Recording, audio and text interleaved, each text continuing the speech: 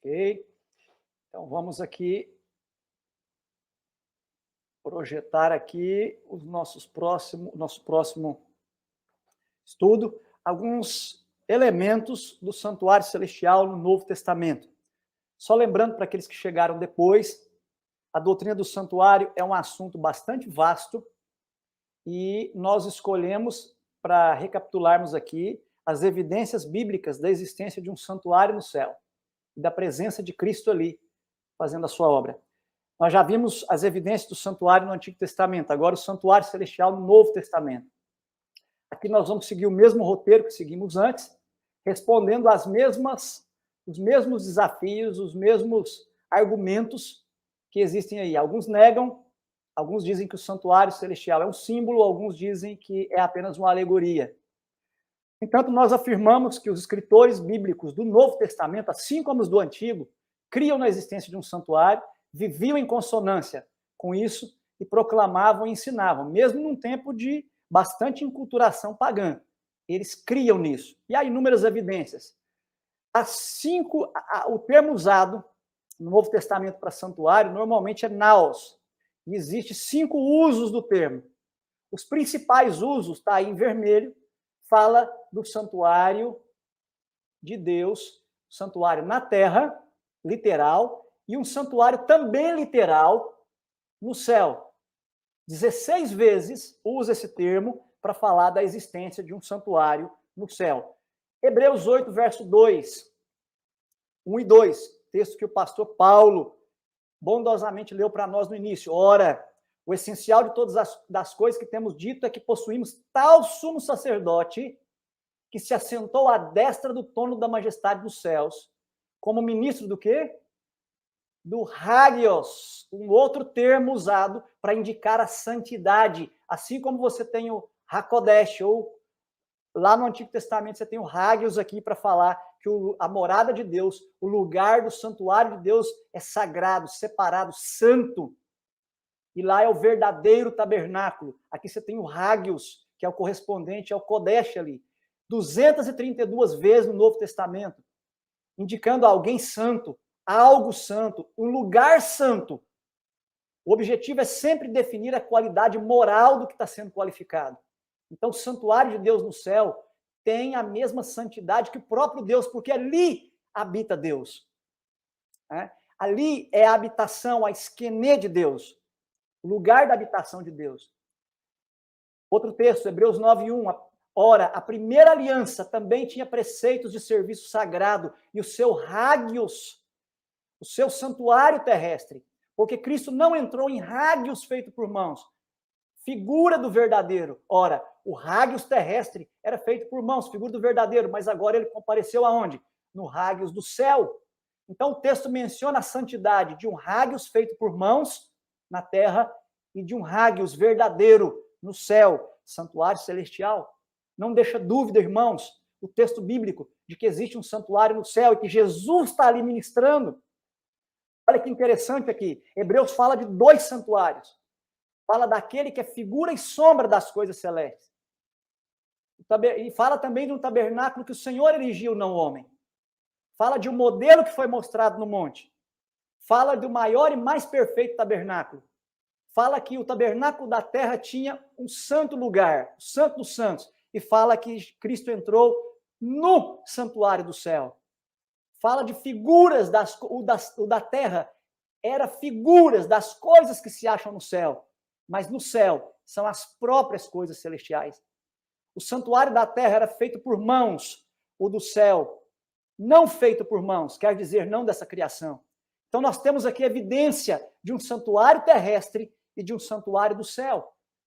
Se os irmãos colocarem lado a lado os textos, em amarelo aí aparecem os elementos do santuário terrestre, em vermelho os elementos de um santuário no céu. Então significa que no Novo Testamento, Paulo, o escritor de Hebreus, está seguindo a mesma lógica do Antigo Testamento. A lógica de que o santuário terrestre era apenas figura, era apenas uma cópia, era apenas um tipo do santuário celestial, Pastor, que é o seu verdadeiro, que é o verdadeiro santuário. pastor, Oi? A gente está recebendo algumas mensagens aqui de que as suas telas não estão sendo projetadas. Se o senhor quiser compartilhar, vai facilitar a compreensão Espera aí. Então deve ter dos dado nossos algum, alunos aí. deve Eles ter dado fizeram algum essa problema lembrança para aqui. nós. Desculpa aí Não, entrar aí. obrigado, pastor. Eu não tinha, eu não me apercebi. Como eu estou recebendo retorno aqui, há um retorno aí que está aparecendo por bondade. Obrigado aos alunos aí, viu? Parabéns. Vamos para a aula. Então, o que você vê em amarelo são menções ao santuário terrestre. O que você vê em vermelho são os elementos de Hebreus que falam de um santuário no céu. E não fica dúvidas. Olha por bondade, irmãos queridos, a penúltima linha aí. Havia um santuário feito por mãos, o santuário terrestre, mas Paulo fala de um santuário não feito por mãos, não dessa criação, que é o quê? O santuário celestial. Ele está onde? Capítulo 8, verso 2 já nos diz, ele está nos céus. Então aí nós temos evidência clara. E esse santuário do céu, ele é histórico. Isso aqui é importante para você que está nos assistindo aí, acompanhando esse estudo. Esse santuário é histórico, significa que ele é concreto, irmãos. Olha esse texto aí de Hebreus 9, 24. Porque Cristo não entrou, a palavra entrou aí, comai, é o verbo mover, mover para dentro, entrar. Quer dizer que o santuário do céu tem compartimentos, tem entrada e tem saída. O céu não é um lugar etéreo. O céu tem realidades concretas. Ali existe um santuário concreto, e esse santuário tem compartimentos. E por isso diz aqui que Cristo entrou nesse santuário. E a parte em vermelho diz para comparecer agora por nós. Esse agora, Paulo escreve primariamente para o tempo dele. Ou seja, no tempo de Paulo, havia um agora para Paulo e era o mesmo agora para Cristo. Ou seja, se Cristo está no santuário celestial e existe um agora no santuário celestial, significa que lá no santuário celestial também existe o decurso de tempo.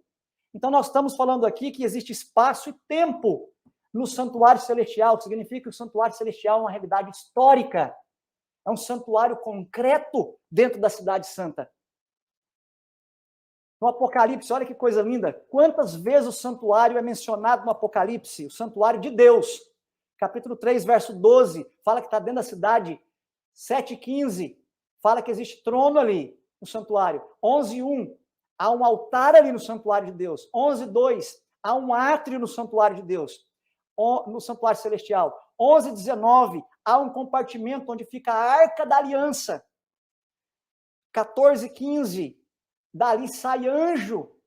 14:17, ali sai mais anjo. O que mais? 15 verso 5, abre-se, o santuário abre e fecha às vezes. 15:6, sai anjos do santuário com flagelos, com juízo de Deus. 15:8, o santuário se enche de fumaça e ninguém pode entrar ou sair.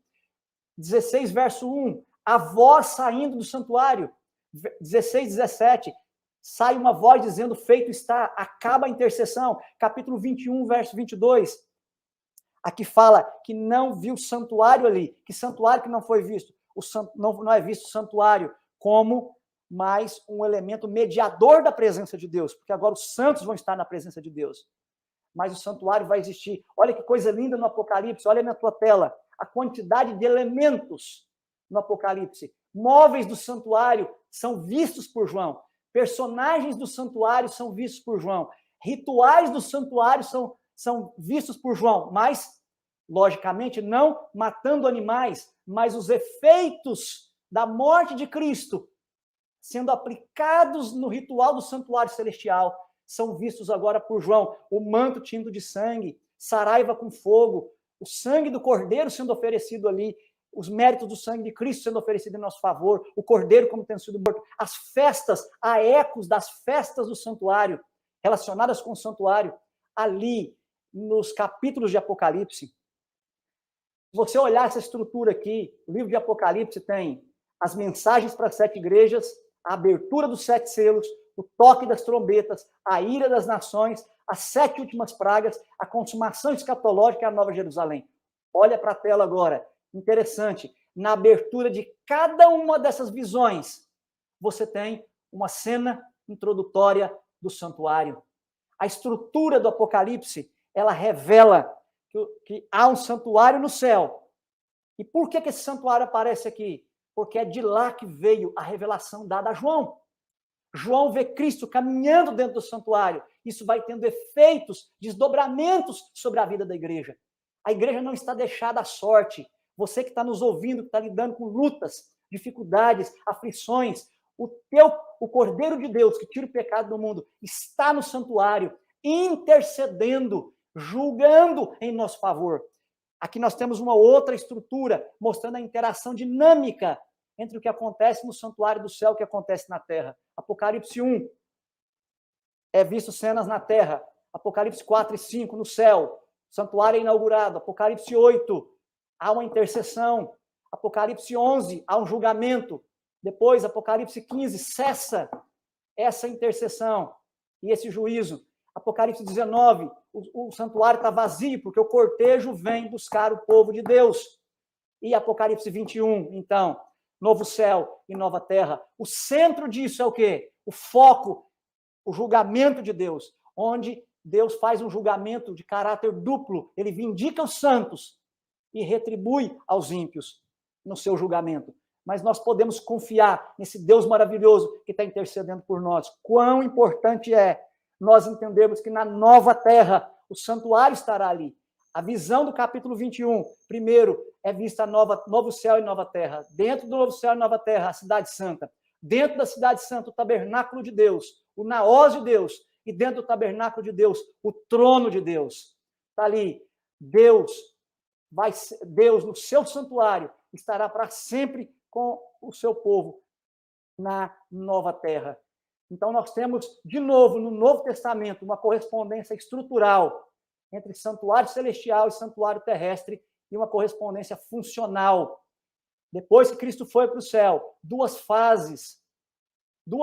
Primeira fase da ascensão de Cristo no ano 31 até 22 de outubro de 1844, Cristo intercedendo pelo seu povo. Depois de 22 de outubro de 1844 até o final do juízo, Deus julgando, continua intercedendo e cumula com as suas atividades o seu juízo. Esse é o ensino bíblico sobre o santuário. Santuário celestial, irmãos queridos, é a realidade literal, intensificada. Santuário terrestre é a realidade literal, atenuada. Implicações disso para nós. Os escritores do Novo Testamento criam, viviam, ensinavam a existência de um santuário celestial que serviu de modelo para o terrestre. Apontaram que há, sim, uma correspondência estrutural e funcional entre ambos e evidenciaram a interação dinâmica que existe entre ambos. O que acontece lá tem efeitos na terra. Irmãos queridos, isso é de suma importância para nós entendermos, por exemplo, a salvação. Diferente dos irmãos evangélicos e protestantes, nós entendemos que a cruz é importante, sim. Ali Cristo fez um sacrifício necessário, completo, pleno, suficiente, definitivo, provisão para todos, expiação eficaz, de uma vez por todas.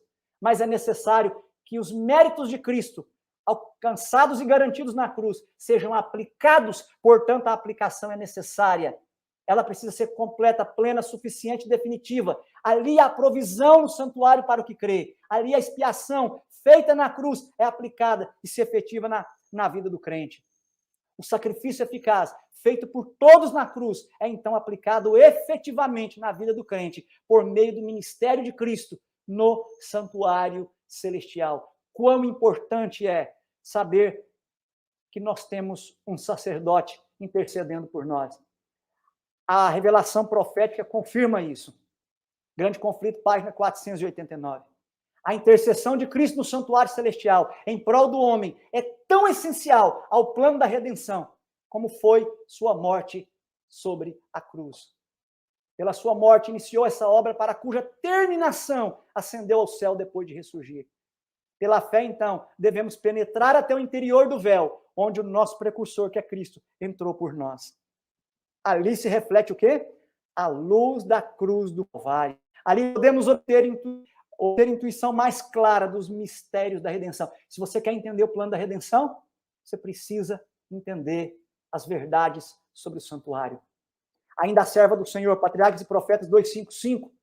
Assim como o ministério de Cristo deveria consistir em duas grandes divisões, ocupando cada uma delas um período de tempo e tendo um lugar distinto no santuário terrestre, semelhantemente, o ministério típico constituía em duas divisões, o serviço diário e o serviço anual, e cada um deles era dedicado a cada um deles, dedicado um compartimento do tabernáculo. Faça um exercício comigo aí.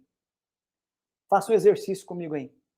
A parte em vermelho, ministério de Cristo no céu, ministério típico na terra. A parte em amarelo, período de tempo e lugar distinto lá no céu. Santuário do céu tem lugares distintos. E Cristo teve um ministério no lugar santo até 22 de outubro de 1944 e a partir de então no lugar santíssimo. A mesma coisa acontecia no tabernáculo terrestre. Serviço diário, serviço anual, cada um deles num compartimento. Analogia intensificada. Santuário terrestre era ali uma medida atenuada das realidades celestiais. Mais um texto da senhora White, então. Olha lá. Olha só a parte, veja só a parte em amarelo, depois você pode ler o contexto. Cristo em seu santuário, página 89. 2 compartimentos no santuário terrestre. 2 compartimentos no santuário terrestre.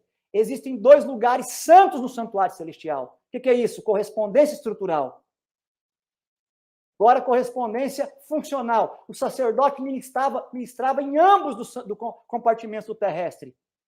A serva do Senhor diz também, Jesus ministrava em ambos os compartimentos do santuário celestial. Isso aqui é o quê? Correspondência funcional. A estrutura do santuário celestial foi tipificada no santuário terrestre.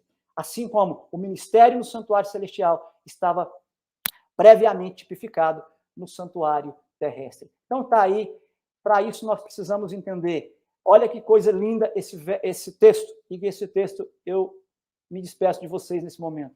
O grande plano da redenção, conforme revelado na obra final para esses últimos dias, deve ser cuidadosamente estudado. As cenas relacionadas com o santuário celestial devem de tal modo impressionar o espírito e o coração de todos, que esses sejam capazes de impressionar também a outros. Todos precisam compreender melhor o quê? A obra da expiação que está sendo efetuada no santuário do céu. Quando essa importante verdade for o quê mesmo, irmãos? Reconhecida e compreendida, os que a abraçaram farão o quê? Trabalharão de acordo com Cristo. E qual será o resultado? Vão trabalhar com Cristo para quê? A fim de preparar um povo para que esteja em pé no grande dia de Deus. Qual o resultado? Que seus esforços serão bem-sucedidos. Irmãos queridos, urgente para a obra final do remanescente desses últimos dias, estudarmos, entendermos, para podermos explicar para outras pessoas a obra que está sendo obra de expiação que está sendo efetuada por Cristo no santuário do céu, para que então as pessoas possam reconhecer, compreender, trabalhar de acordo com isso, juntamente conosco, e assim então os nossos esforços sejam bem-sucedidos. Eu deixo você então com Hebreus 4, versos 15 e 16. Acheguemo-nos, portanto, confiadamente, junto ao trono da graça, a fim de recebermos misericórdia e acharmos graça para socorro em ocasião oportuna. E a minha oração com você está em Apocalipse 7, versos 13 a 17. Nós possamos ouvir de Deus que nós estamos entre aqueles, quando Jesus voltar, estejamos entre aqueles que vão passar pela grande tribulação, mas que lavamos as nossas vestiduras e as alvejamos no sangue do Cordeiro, razão pela qual seremos achados onde? Diante do trono de Deus, o servindo dia e noite, aonde? No seu santuário, no seu santuário, onde nós vamos estar diante do trono e onde Deus vai estender sobre nós o seu tabernáculo, o seu esquenê. Ele vai habitar conosco pela eternidade. Quanto eu almejo estar com Jesus Cristo na sua cidade santa, no seu santuário, diante do seu trono, poder ali me ajoelhar, colocar a coroa aos pés do Salvador e dizer para o Salvador que valeu a pena estudar a sua revelação, seguir os seus mandamentos, ensinar a sua verdade e nos preparar para o seu breve retorno. Que Deus abençoe, que Deus coloque essas verdades, nos impressione com essas verdades na nossa vida, no nosso ministério, aí onde quer que você esteja, na sua igreja, na sua família.